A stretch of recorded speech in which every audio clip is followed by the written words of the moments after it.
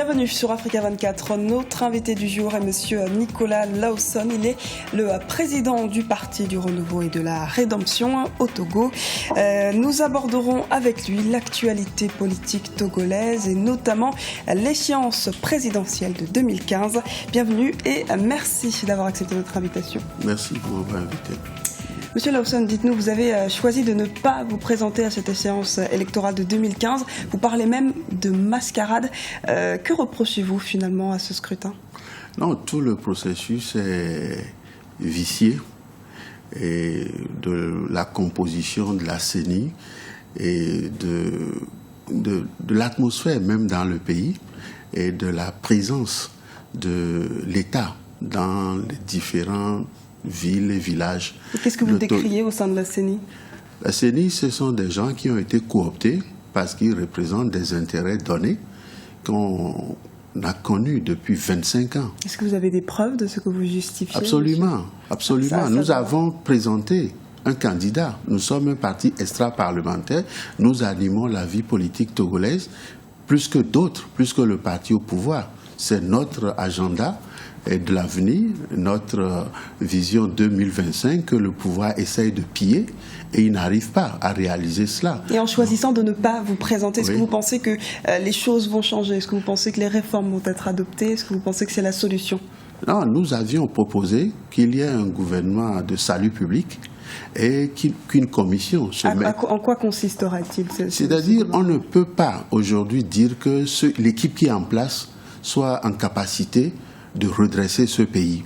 C'est-à-dire, après le despotisme du défunt président, c'est l'anarchie, le désordre, l'immoralité totale. L'autorité de l'État est bafouée. Comprenez, les injustices sociales dans le pays sont flagrantes. Des gens qui cumulent, des proches du président qui cumulent des fonctions et tout, et qui pillent le pays. Lui-même, il en a parlé à la nation en disant qu'il y a une minorité qui s'accapare des richesses du pays, quand la majorité... Donc le président décrit lui-même son... Absolument, il a dit, les Togolais le savent, et c'est aujourd'hui donc l'hymne que tout le monde chante dans le pays. Si vous savez qu'il y a une minorité qui pille les richesses du pays, et que vous ne faites rien, c'est-à-dire que vous avez avec vous des gens qui préparent ce pays à des violences. Parce que ce sont les injustices sociales qui ont toujours provoqué les révolutions dans les pays, la misère, l'ignorance. Mais vous voulez changer la donne, vous voulez provoquer l'alternance. Oui. Et comment le parti du Renouveau et de la Rédemption peut-il peser dans l'échiquier politique s'il ne se présente pas, s'il ne se manifeste pas à ces échéances électorales ? Non, les élections au Togo n'aboutiront jamais à la victoire d'un candidat se prétendant de l'opposition. Les choses sont bouclées, c'est comme ça.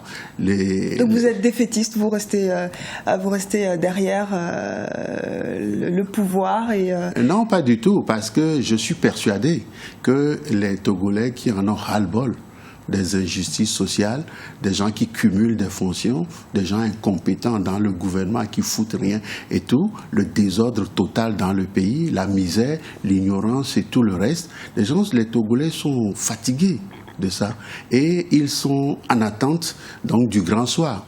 Donc à un moment ou à un autre... Mais comment provoquer ce grand soir dont vous parlez ? Comment on provoque l'alternance ? Le peuple se soulève, c'est ça ? Le peuple, à un moment donné, prend ses responsabilités. Parce que quand vous êtes candidat, que vous allez à une élection et qu'au cours de votre campagne, vous rencontrez des gens qui ne viennent pas vers vous pour dire « mais quel est votre projet, qu'est-ce que vous voulez faire pour nous et tout ?» mais qui viennent pour vous demander un tricot, et avec 2000 francs ou 1000 francs, vous pouvez faire des achats de conscience et tout. Je n'appelle pas ça des conditions pour pouvoir... Monsieur Lawson, vous prônez une alternance par la rue ?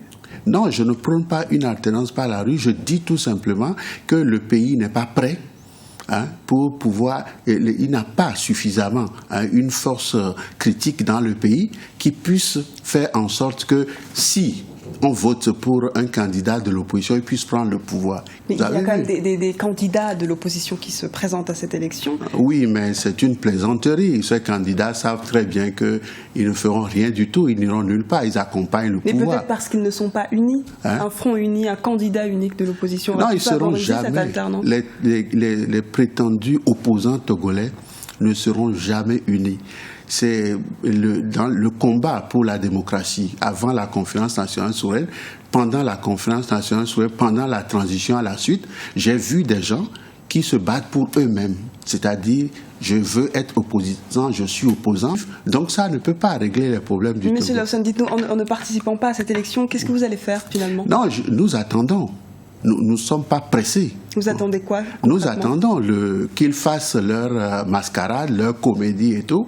Et puis après, les réalités vont réapparaître. Mais si vous ne bougez pas, si vous n'activez pas certains leviers, notamment démocratiques, pour que l'alternance soit menée, comment vous comptez changer les choses? Aujourd'hui, vous savez, les travailleurs, par l'intermédiaire du syndicat, la STT, demandent une augmentation de salaire. Les budgets, le budget de l'année dernière comme le budget de cette année, si on suit les dispositions de l'UMOA, peuvent permettre d'augmenter les salaires de 94,6%.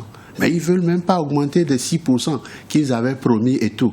Donc les travailleurs sont sur les dents. Nos hôpitaux sont des mouroirs. On ferme les centres d'opération, des choses comme ça et tout. Donc, et les enfants sont dans la rue des fois pour aller déloger leurs frères qui vont à l'école au mépris donc des revendications sociales et tout. Donc demain, vous verrez qu'il y a une minorité critique, une majorité de Togolais qui vont se lever, qui vont faire obstacle donc à la poursuite de cette mascarade. Monsieur Laouson, vous décriez ce système politique, mais finalement vous ne proposez pas de solution pour démettre le pouvoir actuel de Faure Gnassingbé. Quelle est la stratégie finalement du Parti du Renouveau et de la Rédemption pour provoquer cette alternance-là? Vous nous avez toujours pas dit. Vous savez, je dis aux Togolais, c'est pas un parti ou un leader qui doit s'engager pour vous dire ce qu'il faut pour vous. Les gens savent que quand quelqu'un ne peut pas manger 2 fois par jour, au moins, s'il ne peut pas avoir 200 ou 1000 francs pour aller se soigner, s'il ne peut pas se déplacer et tout, mais à un moment donné, il doit se dire, je vis au-dessous de la condition humaine, je suis ravalé en dessous, donc je ne dois pas accepter cela. Donc vous prenez la population, la population qui a la solution. Oui, je compte sur elle. Par les urnes?